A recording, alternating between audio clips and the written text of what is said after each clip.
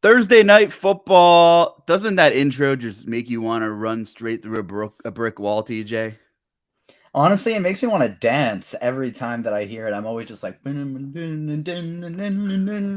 doesn't. I don't know if anything makes me want to run through a brick wall these days anymore, but it definitely makes me want to move around a little bit. That's fair. I had some pre-workout earlier today, so I'll chalk it up to that. But dancing's also fun. Welcome, RotoGrinders Thursday Night Showdown pre-lock show. I'm the Luch Justin Carlucci, joined by TJ Zwarych, and our guy Steve is working the boards. He's going to keep track of our mutes versus interruptions. We'll see who the real winner of the real game is going to be. But we do have a pretty good Thursday night football game on our hands too, TJ. Yeah, it's going to be a fun one. I think I'm kind of predicted in the expert survey today that it might get a little sloppy, but I still think it's going to be high scoring. I think this game's going to have a lot of sacks, maybe a couple INTs, and a whole bunch of touchdowns in it. So I think it's going to be fun to watch. Definitely drop your questions and comments in the YouTube chat or in our Discord live stream channel. We will get to them in the second half of the show. Couple quick plugs, we'll get them out of the way. In case you haven't heard of Stat Hero, it's a unique fantasy sports platform that allows users to compete against the house instead of playing peer-to-peer. So definitely check it out. And also scoresnoz.com. If you're not checking out scoresnoz.com, where plenty of our RotoGrinders experts and a bunch of other great handicappers from around the gambling industry are on our team over there, Scores and Noz. We have all kinds of bets, player props, spreads, totals, you name it. We're crushing NFL season over there so far, and we have a great state-of-the-art tool called Parlay IQ, which helps you correlate your single game parlays, and you can compare odds. Thousands of game simulations is what Parlay IQ uses, and it's just fantastic. A smarter way to get an edge using Parlay IQ over there. So there's that. But we have Miami and Cincinnati tonight. Looks like a 3.5 point spread. TJ, it seems like most of the quote unquote sharps around the industry are all back in the Bengals here. A lot of question marks with the health of Tua and Jalen Waddle popping up on the injury report this week. Very short week for Miami. Curious to hear your take on this one.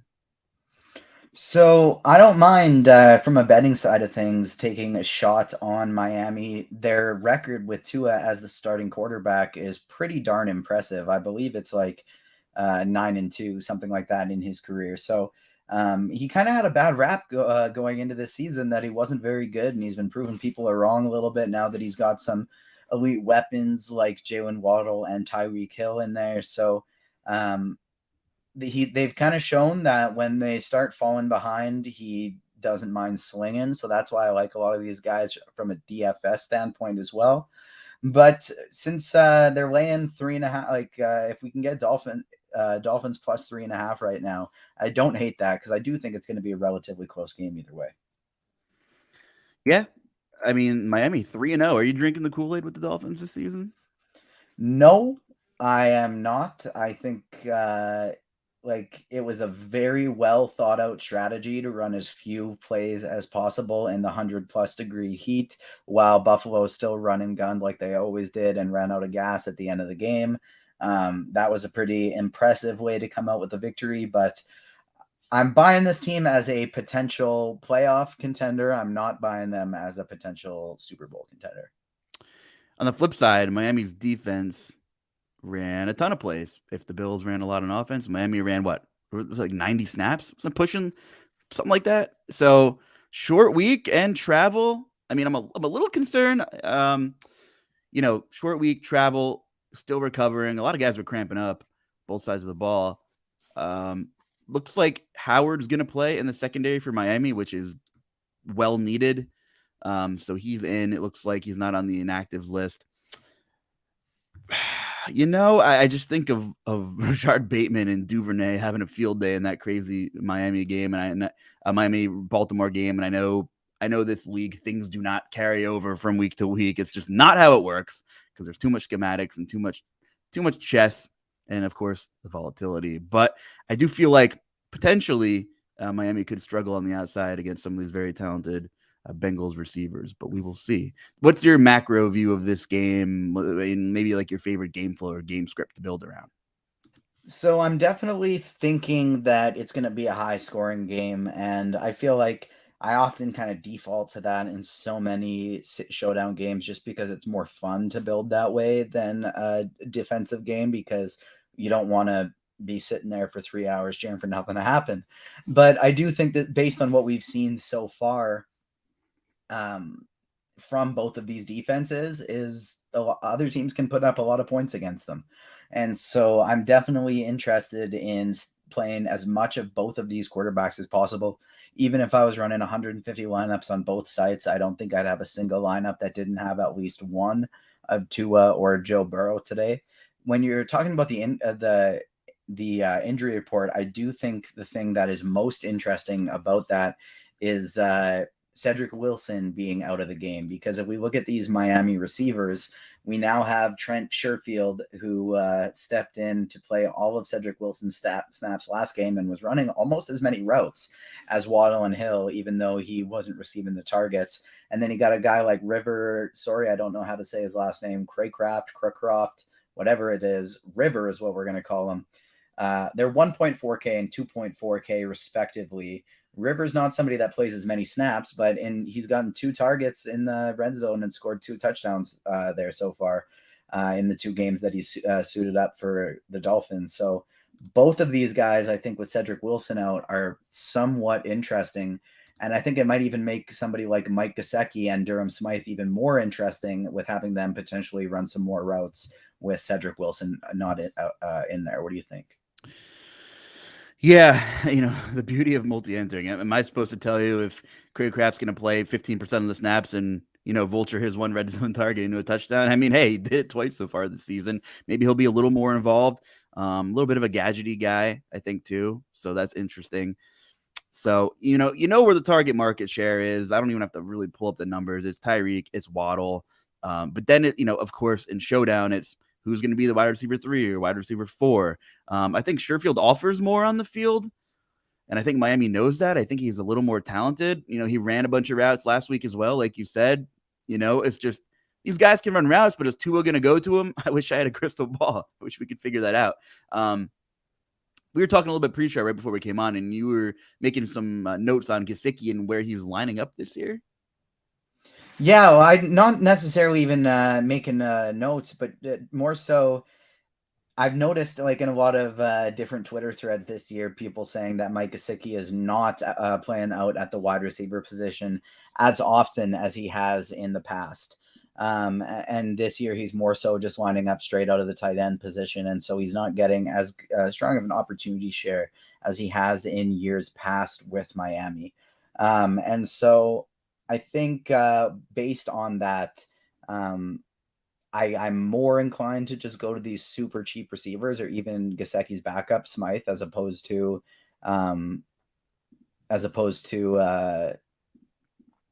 like, I'd rather go with his receivers as opposed to Gesicki. But I think it's more so, anyways, the guy you're wanting to be focusing on. It's Jalen Waddle, it's Tyreek Hill, and then it's the rest of this Bengals offense, because the Miami's given up a heck of a lot. Been one of the worst defenses in the league in terms of giving up fantasy points. Bengals have been a lot sharper, but they've still given up some big games fantasy wise, even though they haven't given up a ton of real life points. So Waddle and Hill are the type of guys that can break anything against any defense. So I think they're the ones you want to get overweight on. Craycroft and Sherfield are just so damn cheap that I think they can fit in lineups when you're playing lots of Bengals. But at the end of the day, I think you want to make sure you have at least one of these 2 QBs in your lineup. And I even think it's reasonable to get these kickers and defenses involved. The Bengals give up a ton of sacks offensively, and so that has led to them kicking a bunch of field goals after them giving up red zone sacks. And they've also been a good red zone defense. They give up some yards and then they shore up as things get close. So I think the kickers are reasonable, and these are also 2 teams that have been giving up a lot of sacks. And so because of that, I'm somewhat interested in pairing some of these defenses in this game as well, even if you're playing the quarterbacks and stuff like that. Like, I don't think you have to build for a defensive game script. I think this could be a 35-32 game, and both defenses could put up good points because they could have 5 sacks and a defensive touchdown. Yeah, and a team like Miami, you look at red zone targets and things like that, and they just have so many explosive plays already this season that I don't know if Tyreek has a single red zone target, but we've seen him do damage in his one big week that he had. Waddle has a handful of targets as well, and then Sherfield, Craycraft, and Kasicki each have a couple. So that is interesting. It's just a headache. Since we're just talking about Miami, we'll just stick on that side of the ball for now. It's a big headache between Chase Edmonds and Mostert. The run game has been non-existent for Miami. They're averaging only a shade over 3 yards a carry here. It looks like Chase Edmonds is going to carry a significant amount of ownership, though, I believe, is what we currently have. Yeah, for me today, I'm definitely team. If I'm playing one of the running backs on Miami, I'm going underweight on Edmonds, overweight on Mostert. And I honestly, with how concentrated Miami's offense is, if you're wanting to pay up for the Bengals studs, if you're wanting to pay up for a couple Miami studs, I think there's crazier things than even taking a punt with somebody like an Alec Ingold and hoping he gets a goal line carry or a play action goal line touchdown.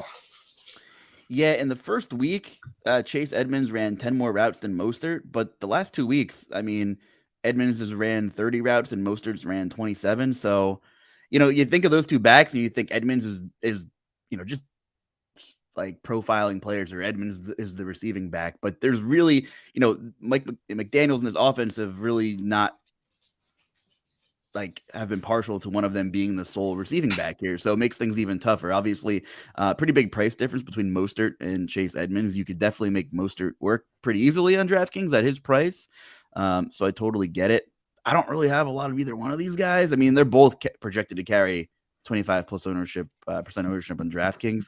I'm also only playing 2 single entry lineups. So, I'm just not getting there. On FanDuel, what's the pricing like between both of these backs on FanDuel, TJ? Since we're 10-5 for Edmonds, 8 for Mostert. So there, I love Mostert even more than on DraftKings, just because that's a pretty big price difference on FanDuel. 2,500 is kind of feels bigger than $2,500 on DraftKings does. So I'm a big fan of Raheem Mostert on FanDuel today. It's not that I even like either of these backs. It's just that Mostert's price is so cheap that he can fit into lineups and has a chance to break the slate at that price. Like he could get 50 rushing yards, 50 receiving yards, and 2 touchdowns decently reasonably, kind of similar to what Chase Edmonds did last week, or just a little bit better than that. And all of a sudden at that price, you absolutely need to have him. So I definitely have a lot more interest in Mostert than I do Edmonds, and Edmonds is going to be the player today I'll be most underweight on. We'll see if they can get that run game going. It's been brutal. I mean, I know they've had some tough front sevens to deal with initially, but we'll see. We could throw kickers and defense in a separate conversation, but do you want to talk some Bengals since we just covered the Dolphins? Should we talk some Bengals? What are you thinking on that side of the football? Joe Burrow and Joe Mixon obviously are could be 2 catalysts tonight. A lot of Mixon buzz here with potential favorable game script if you're a believer in the Bengals. I don't know. What do you think about Mixon and Joe Burrow? Yeah, I'm with you. So Joe Burrow is just so cheap that he's, I think, kind of without a doubt the top play on the slate. Like, yes, he's being pretty crazily owned, but the fact that we're seeing him at only 10 to 12% more than Joe Mixon today, I mean, he's only $600 more. I love just getting as overweight as possible. On Joe Burrow today, I made a note on the expert survey that I would build a group of playing at least one of Burrow and Tua in every single lineup. And I think Burrow would be the one of the two I would be most overweight on, because I don't know which one of Burrow's receivers is going to go off. It might be Jamar Chase. It might be T. Higgins, but it actually even might be Hayden Hurst having a big game because he's gotten targets. It might be Tyler Boyd breaking off a big touchdown again. They might get sacked in the red zone a bunch of times and they put up yards, or maybe Joe Burrow rushes for 50 yards. So because of that, I know the production from Miami is going to Waddle or Tyreek Hill or both. And so it's just a lot easier to stack up Burrow with a plethora of options and then just kind of pick one and or both of Waddle and Tyreek Hill there. So Joe Burrow is kind of the very first guy I'm plugging into lineups on DraftKings. FanDuel as well, but DraftKings were at 9,600, just so much cheaper than Jamar Chase. I think without a doubt, he's the first guy you're plugging in. And the second one I'm looking to is probably going to be T. Higgins. Yeah, I have two teams right now. I have a Joe Mixon captain team without Joe Burrow, and it doesn't always work out like that, obviously. But I just, playing single entry, I'm gonna try to use that negative correlation, as much as I can here. And obviously for that lineup, I'm rooting for Burrow to throw like one touchdown at most. So on my other team, I don't know. And I Jamar Chase has 9 red zone targets already this season, second in the NFL. I love Jamar Chase. He's fantastic. And I can't say that I love not playing him in either of my two lineups. He was very expensive. I'm going to bet on some props and some other things to hedge myself a little bit in that department, since I'm not playing him in either of my two single entry builds. My best guess, my personal guess, is that maybe Howard does a decent job on him. Maybe they shade a little coverage towards him. And I'm hoping it's T. Higgins' game. So I have T. Higgins as one of my captains and Joe Mixon as the other. Listen, disclaimer, I don't know how it's going to shake out, but that's what I landed on. And I have Burrow as a flex with T. Higgins, obviously, here.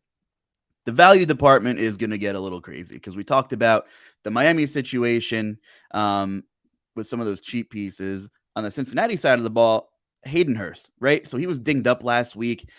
He was questionable leading into last Sunday's game. He only had 2 targets, and we saw a couple of backup tight ends or second-string tight ends get some run. Mitchell Wilcox. Is he going to be the one catch for 6 yards and touchdown guy and be optimal at $600? It might be. Devin Asiasi, wasn't he the former Patriot? I think he played like 30 or 40% of the snaps. I don't even think he ran a route, though. Oh, I have to look now. Maybe he did run a couple routes, but he wasn't targeted. But then again, as long as you're running routes, I mean, anything could happen. But that being said, I'm not in a rush to go there because my guess and my belief is that Hayden Hurst is healthier now than he was a couple days ago. He practiced in full on Wednesday, which was yesterday, as far as I could tell from everything I've read. So I'm thinking Hayden Hurst is okay. And those first 2 weeks, he was heavily involved, TJ. So I need your Hayden Hurst take because he's cheap and he's carrying like 20% ownership. So what are your thoughts on DK anyway? What are your thoughts on him in general? Ha, you're muted. You're on the scoreboard, buddy. Oh, yeah, I guess. No, I don't get scoreboard for that. I only get for interrupting. It's still 0-0. The All dogs right. were barking. I had to quiet it down. But I think on the Bengals side of the ball, like if you like Hayden Hurst on DraftKings, you'd love him on FanDuel because he's only $7K there. He's cheaper than the defenses. He's cheaper than the screw off, Steve. He's cheaper than the kickers. He's cheaper than the Steve's elite producing. You got to hit the like button for that. We got 150, 200 people watching, but nobody hitting the like button. So you got to hit that for us, please. But on DraftKings, we'll talk about Hayden Hurst more when we switch over to FanDuel. But on DraftKings, I think my favorite Bengals value play is actually Evan McPherson. He's putting up almost double-digit points in every game so far. We talked about the amount of sacks that Bengals give up. That leads to a lot of settling for field goals. And so Evan McPherson, where he is cheaper than Hayden Hurst by almost $2,000 on on DraftKings, that's my favorite value play on the Bengals. But I agree. I think Wilcox is definitely interesting for tournaments because of how cheap he is. And then I think you can even mix in the Bengals defense in there as well. I don't think there's any problem with that. But on DraftKings, it's the Bengals D and the kicker that I'm interested in. On FanDuel, Hayden Hurst, 7K. Oof. Tyler Boyd is fine. Samaje Perine not someone I'm going to be touching unless I was playing 150 lineups. And then like the mid-range T. Higgins is still my favorite. If you include both of these teams in here, though, I think I will kind of look to Cincy for my mid-range builds where I don't have to get all the way down. And then I feel like I'm going to be more inclined to go to these Miami receivers than I am any of these Bengals shots in the dark outside of Wilcox. Yeah, I mean, at the receiver position, I'm not playing anybody below Tyler Boyd on the depth chart. Boyd's been really good, and he's running a lot of routes. Obviously, the target market share has been heavily in favor of Chase. The air yard market share is very close between Chase and Higgins, but that's really not Boyd's thing. He's an over-the-middle guy, and that's fine. And he gets a lot of red zone looks, so he's definitely in play. You can make a lot of things work with Tyler Boyd as well. We had a Joe Mixon question in the chat, and he is really running a hell of a lot of routes this season. And I was I know, just going to say we had a few really good questions in chat. So before we build a lineup or anything like that, I think that would kind of be a nice way to go about things is hit some of these early questions, build a DK lineup, and then swap over to FanDuel a little bit. yeah, let's do that. What questions were you having your eye on over there? So we'll answer the one you fight first because that was the top one I was looking at as well. Is with the amount of routes that Joe Mixon is running, can you play both Mixon and Burrow together in the same lineup? Yes, I think absolutely you can. On FanDuel, I like doing it because of how cheap Mixon is. I have that in my main lineup. And then on DraftKings, where it's point per reception, I definitely think you can make that happen as well. What about you? Yeah, I don't think he's ever been this heavily involved in the pass game before. I don't have last year's numbers in front of me, but that's like elite level dual threat RB routes being ran. And of course, he's the bell cow. So Mixon has the chance to maybe lead the league in opportunities, honestly, at this rate. I know we're only 3 weeks in, but I think there's definitely many paths for that to work, whether you have Burrow or Mixon at captain. There are paths for that. I'm playing my Mixon team without Burrow. I'm just like looking for the perfect game script to maybe solo ship something, right? So, because I know people are just gonna be pouring Burrow in the flex regardless, and it makes enough sense to do it. If I'm playing 150, I'm definitely having a fair share of lineups with both of them together. I'm just looking to really cut out the 50+% flex guy and hope it's a Joe Mixon 3 touchdown game for that team or something like that. But yeah, I definitely think you can make both of them work together for sure. Yeah, I agree with you there. And so, what about on DraftKings straight up? I think this question depends a little bit on your lineup, but straight up for you on DraftKings, who would you put as a last piece in your lineup, Tua or Joe Mixon? For me, it's going to be Tua, even though we currently have in the RG projections, we have Joe Mixon projecting for over 2 points more than Tua Tagovailoa does today. Personally, for me, I like Tua more than Mixon, but it would depend on the rest of my lineup. Oh, yeah. I mean, they're really similar in price. I'm curious what the rest of that build is. If you can shoot it, if whoever asked that question, if you want to shoot us most of your build, or it definitely depends. But That was Don Yeezy, so he could definitely fire yeah, us a little more info. Maybe don't give us the exact lineup, but just like the general build, and we can help you out. What about a favorite FanDuel single entry MVP for you? For me, I'm just eating the chalk on Joe Burrow because he's so underpriced. I'll backtrack just for a second. I like my preference is if I'm playing Tua, if it's a Tua captain team, I wouldn't play Mixon as a flex because I would think that since he would need to play catch up.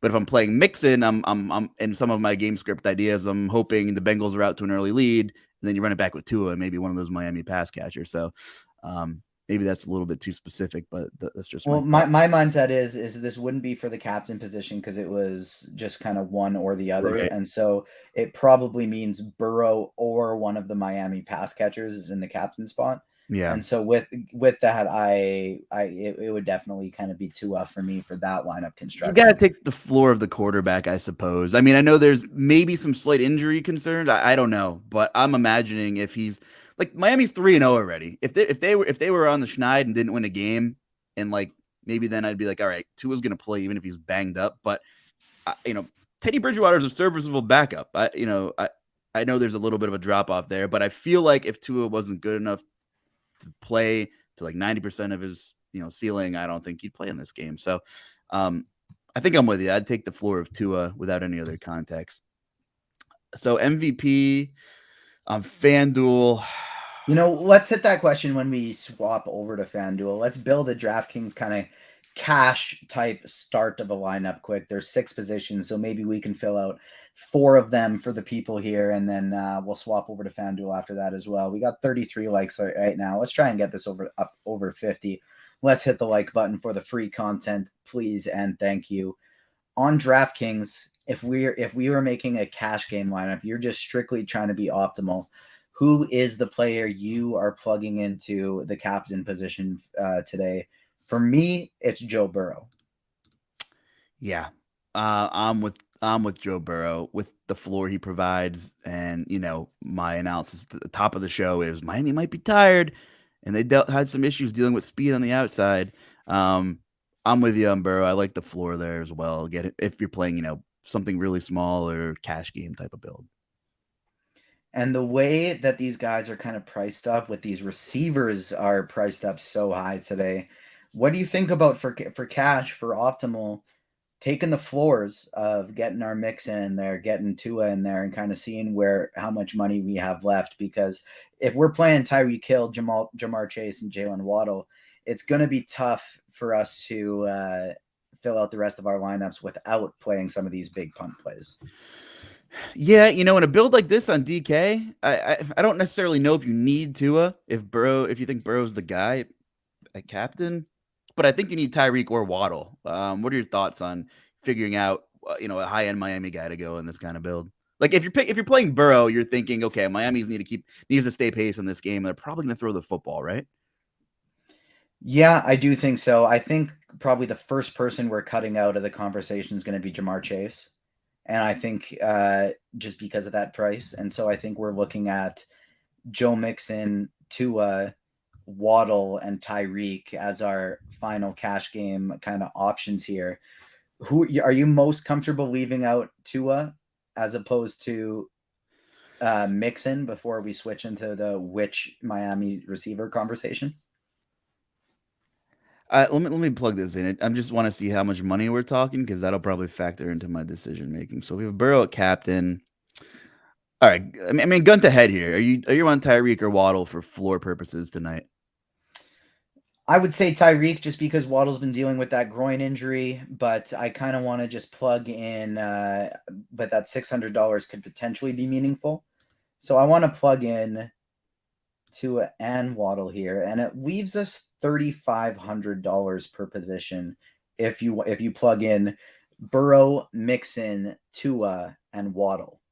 And I think that's interesting because it gives you the option of doing things like Bengals defense, McPherson, Smythe, these receivers like Craycraft and Sherfield. And then if you go really cheap like in there, you get to the potential of playing players like Hayden Hurst and Raheem Mostert. So I think this Burrow, Mixon, Tua, and Waddle build would kind of be the way I'd want to look at it in cash. But the other build I think you can do is your choice of taking out one of these Mixon to Waddle players, inserting T. Higgins, who's only $8,200. And then that saves you even more salary for these last two positions. So who do you prioritize most between, I guess, who is your big second and third spot that you want to lock in after Joe Burrow? For me, I think I would do this Mixon to a Waddle build, but I would be tempted, even though the projections say otherwise, to roll with T. Higgins as opposed to one of them, just to give me a little bit more salary. Yeah, I like the build you have there. I like getting McPherson in there because they're going to be moving the football, I think, too. And so I really like that build you have. You have a bunch of high floor guys, and that's for playing something fairly optimal. So I kind of like where you're at there. I don't really have much to argue with you about for once. Last time we did a show, we really had a vast difference in opinions the last show we did. So, and neither of us made any money that show. So hopefully today we can turn it around and do something different, because last time it was basically right in the middle of what the two of us thought. Yeah, and we got 8 Eastern, guys. So start piecing some things together, drop us some more questions, and I guess should we take a look at some FanDuel builds here? We'll rip it over to FanDuel quick as it's switching. I'm just checking if we have any more questions. Do you have any concern on Tua's and Jalen Waddle's injury throughout the week impacting them in this game? It's a good question. I guess if I had more concern, it would be on Waddle. My panic meter is pretty indifferent, though. So I'm not really panicking over either one of them. I kind of gave my thoughts on Tua.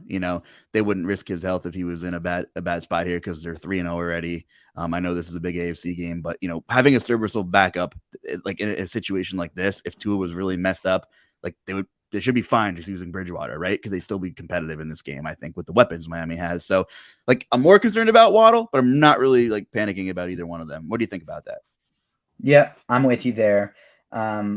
Question about Mike Gesicki at tight end. Neither of us were super fond with Gesicki, but it was kind of fine. I think we both kind of preferred Hayden Hurst over Tua if we're going to be picking one of the quarterbacks. On FanDuel, would you play Tua in Burrow MVP lineups? I am absolutely all good with that. And then the last question was on DraftKings. If you play a $200 player, you can stack up 5 studs. Are you okay with that? I don't know if there's any $200 guys I'd be at all okay with playing. I think if I could do it, getting up to that $600 Wilcox, maybe I would be a little bit more interested. But $200, I don't know. It just seems a little bit too tough. I mean, Asi ran 3 routes last week, but Hurst was really banged up. I'd rather play Wilcox at 600 somehow than Asi because if Hurst is healthier, and I'm guessing that he is, like, that's just a mental stand I need to take. You know, you can't, like, you can read all the reports and he practiced in full Wednesday. That's great, but we won't know until 8:15, 8:20 when we see how many snaps he plays, right? But it's possible Asi gets phased out if Hurst is a full go. So gun to head, I'd rather play Wilcox if I'm going that cheap, but yeah, I'm not really rolling there today. Yeah, same page as me today. So we're looking over at FanDuel. I think Joe Burrow is definitely the optimal MVP. He projects as the highest scorer by over 3 points today on our RG projections. And the thing I like the most about Joe Burrow in this MVP spot is how easy it is to stack him with whoever the heck you want. You want the floor of Joe Mixon? Great. I guess only 2 points projected more. I forgot about Mixon's 17 projection there because he's so darn cheap. You have to scroll down for him. So the $1,200 Mixon, I think, is the second place you're going to look in cash games, just because he's so ridiculously cheap. And that's what I love about Burrow is you got Mixon at 12K, Jamar Chase 13.5, sorry, that's really easy to get to. T Higgins 11.5, that's easy to get to. And so I really, really like the stack options with Joe Burrow, in addition to somebody that we only touched on DraftKings, but I think is a much better play on FanDuel, where he's picking up lower ownership and is just so much cheaper relatively, even though his price tag is technically more expensive, as Hayden Hurst, $7K on FanDuel.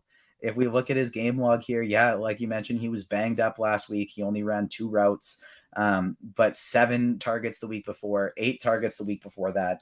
Yes, that also coincided with some T. Higgins injury trouble, but Hayden Hurst is a guy that they really liked how he looked in this offense in training camp. And so I think he's going to be involved as long as he's healthy. And I really like a cheap Hayden Hurst today, because it seems like FanDuel's been quick to price down the people who underperformed last week. Hayden Hurst, Joe Mixon, Raheem Mostert. And so you got an 8K Mostert over here. And those, I think, are the biggest targets for me on FanDuel, as opposed to DraftKings, are Hurst and Mostert. Just because the difference in prices from site to site is so extreme. So it's somebody like McPherson for me on DraftKings, and then somebody like Hayden Hurst that I like so much on FanDuel today. Another one of my favorite salary saving options is Durham Smythe. He's somebody I'm playing in one of my 2 main lineups today. And then I'm really still unsure of what to do with this Trent Sherfield, River Craycroft situation, because, like, you see River not projecting for too many points here for us, but he does, in the last 2 games he's played, target in the end zone both times, and he caught them. So if that's somebody that could turn into a favorite target in the red zone for Tua, that's somewhat interesting at incredibly low ownership as well. Yeah, the thing about Hayden Hurst is, like, look at his peers in his price range. Like, we don't know Mr. Rivers' role in the offense. Like, if we're building an optimal lineup, okay, there's a lot of unknown here. We don't know Rivers' role. Of course, he had 2 touchdowns. That's fine. Maybe he'll be more involved. I don't know. We don't know Sherfield's role. Chris Evans doesn't have a role. Mike Thomas should not be 7,500 unless the intern working the algorithm thought it was the wrong Mike Thomas. I don't know. So, like, Hayden Hurst shouldn't be priced below Mike Thomas. And of course, we talked about Gesicki, and good Lord, we just don't know his role either. But I will say at a projected 5% ownership here, I'd be willing to roll the dice here that he gets a red zone look or two. So I do like Hurst. I'm with you. I want to believe that he's healthy. So that's the route I'm taking with Hayden Hurst, that he's going to play like 2/3 of the snaps. I'm hopeful for that. So he's just mispriced, but you can sure as hell do a lot of things here for playing optimal or cash. I plugged in 4 guys here. I plugged in Burrow at MVP, Mixon, T. Higgins, and Hayden Hurst. That gives you 14K left for your last spot. I mean, just see who's 14K. You can go Tyreek, you can go Waddle, which, either one of those are probably a pretty good choice. So you have many options to do a lot of damage here with, with the way the pricing is just so bad, and Hayden Hurst is a big part of that. Yeah, and if you want to do some full Bengals stacks, that's where somebody like Mike Gesicki comes in handy, or Craig Croft or Sherfield, because they just fit in so nicely with full Bengal stacked lineups. And then the last GP I want to mention is Alec Ingold, because he's somebody that I think is even more valuable on FanDuel than he is on DraftKings, just because he's not going to get a bunch of catches or anything like that, but he should be on the field a lot in the red zone. And so where those touchdowns matter extra, I think he's somebody that is very interesting on FanDuel. And he's even cheaper than all of these receiving and tight end options. He's basically minimum price there. Any love for Samaje Perine in a FanDuel GPP? For me, that's only if I was running 150 lineups, and only in lineups that didn't have Joe Mixon. I'm comfortable fading Mixon in a DK single entry. I feel like you are less so. Am I correct there? If I'm playing him, I'm playing him. I mean, I'm playing him a captain on one of my 2 teams, and I'm building my script accordingly. He's carrying a huge ownership number on FanDuel at that price. So, I mean, pushing 40%? I mean, he's just mispriced too. So, I don't know. I just would build accordingly. Like, I know some people take egregious stands, and sometimes I do, but I don't think this is the slate for it. There's so much guys with like 30-point ceilings here. So, I know Big Hurt asked somewhere, because he always does, and I love him for that, about favorite contrarian MVP captain. Did we cover that yet?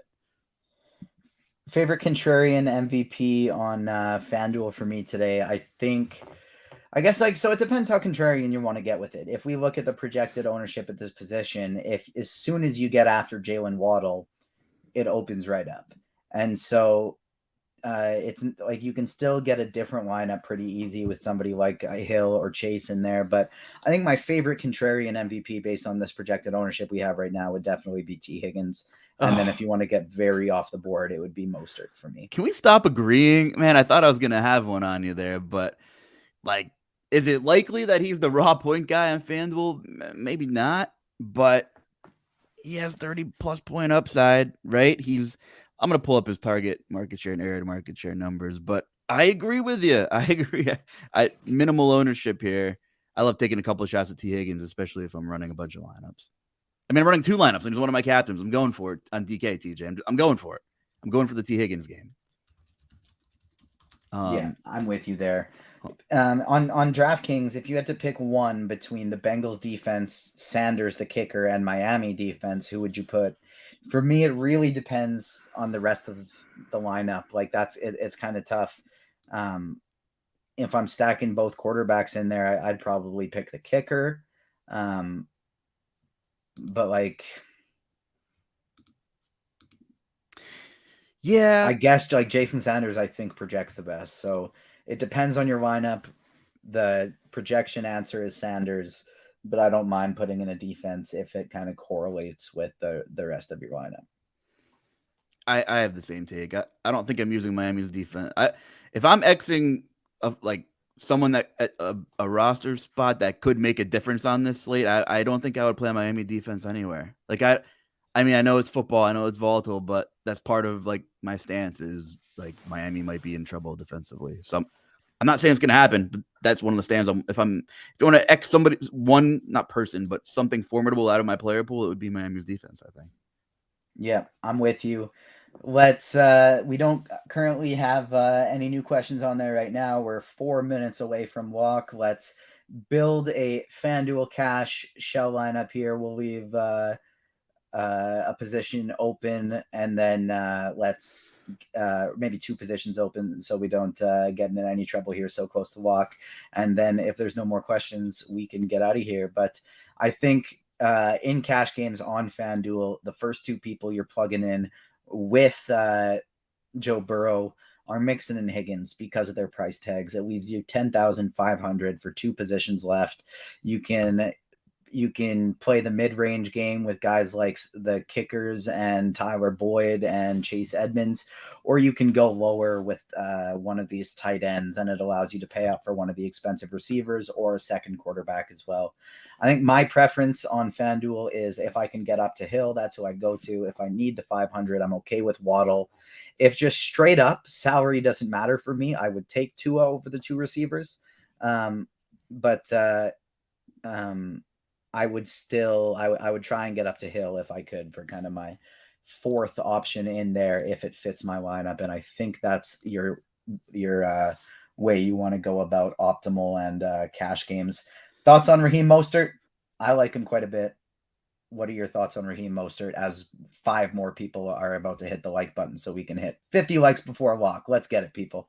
I don't really like anybody in that run game, to be honest with you. But like, it's unfair in this offense to say that Chase Edmonds is the receiving back because he's clearly not. They both are being used kind of similarly. So I'm not on Mostert really. But if I can take 10 seconds to pound on the table about T. Higgins, of course he got hurt in week 1, but the target market share and the air yard market share has been virtually identical the last 2 weeks when both him and Jamar have been healthy. So, I mean, T. Higgins at 4% on FanDuel. Maybe he gets the 2 touchdown game, TJ. It's possible. It's possible. I like it. I like T. Higgins tonight. Not that I don't like Jamar. I just, taking stands. Let's go T. Higgins.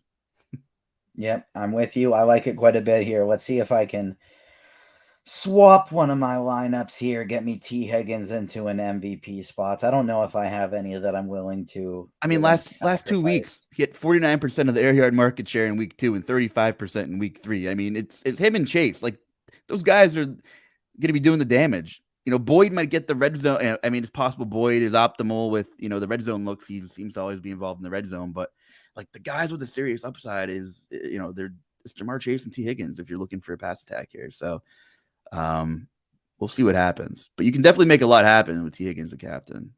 We'll see. Yeah, you can. It's definitely interesting. Hold on. Let's see what I can do here. Can I get Joe Burrow there? Got 50. But then the thing I struggle with then is just like 8-14 guys, hit save with whatever you're doing. It doesn't fit the rest of the lineup very well. You know what I mean? And so I don't know. There's a team I can do it with. Maybe I'm gonna switch in one of my in the 200K to first on FanDuel right now with 20 seconds left. I'm gonna switch the $9 part in my larger main lineup to a Higgins at MVP instead of Burrow at MVP, since we want to get first there. We don't care about anything else. Man, so we're on the T. Higgins train today, me and you. We're rooting for something mutual for once to happen. 1 second left. Did I get the $3 one in before lock? Saving your lineup. Did it save? Come on. Come on, 5G. Come on, Wi-Fi. Come on. We got it. So now we have $12 of entry fees in a T. Higgins MVP. Let's see what the ownership is in some of these positions, and then you can take us out of here. Does that sound good? Sure, let's do it. All right. What do we got? T. Higgins at MVP in the 200K to first on FanDuel. Burrow's 33% in the MVP. We got T. Higgins 4.8%. Shout out our projected ownership team, because I think that is 100% right on the money. Waddle's 5.7% own in that spot. Tyreek Hill is 13.7. So definitely makes me wish I would have done a Waddle lineup in an MVP instead of a Hill lineup in the MVP. But the thing that I think I'm most excited about is sub 5% ownership for Durham Smythe on FanDuel. Wow. Yeah, I mean, he could get the red zone look that makes the difference here. I'd give you some DraftKings ownerships, but DK is doing his thing where it's like, we'll show you like 820 once we get our collective crap together and our ducks in a row. So I don't have those numbers yet, but pretty good show. We agreed on too much, but hopefully we're right. We'll see. Hopefully, the questions we've answered helped you guys out. Smash that like button for us, says producer Steve. Steve, I don't know if you're able to speak on here, but I know you had some first touchdown calls. So just to put it on the record, who were your first touchdown calls of the game you had? Well, I took one from each team. For the Dolphins, I went with Mike Gesicki at plus 1,400 when I took it. And for the Bengals side, I took Tyler Boyd at plus 1,050. So let's hope one of them gets the first touchdown in the game. We'll definitely be watching and thinking of you, and I expect a tweet if one of them hits. So, you got it. Fellas, anything else before we get out of here? I think that is it from me. Thank you, Don Yeezy, for all the love in the chat. Let's get one more like so we hit 50 on the way out of here. And I think that's it. Luch, take us out. I'll be back tomorrow for 2 FanDuel Friday shows with Dre. One for MLB, one for NFL. So make sure you tune into that one as well. Yeah, and just one reminder, if you're into same game parlays, you definitely want to check out Parlay IQ at scoresandodds.com. Just incredible. I mean, the correlations you can make based on thousands of simulations. The same team that is involved in our projections team at RG has built this beautiful state-of-the-art freaking machine over there at Scores and Odds. So definitely check out Parlay IQ at SAO. So until the weekend, enjoy everybody. Stay safe. Have some fun. Let's win some money for TJ and Steve. I'm the Luch. See you later.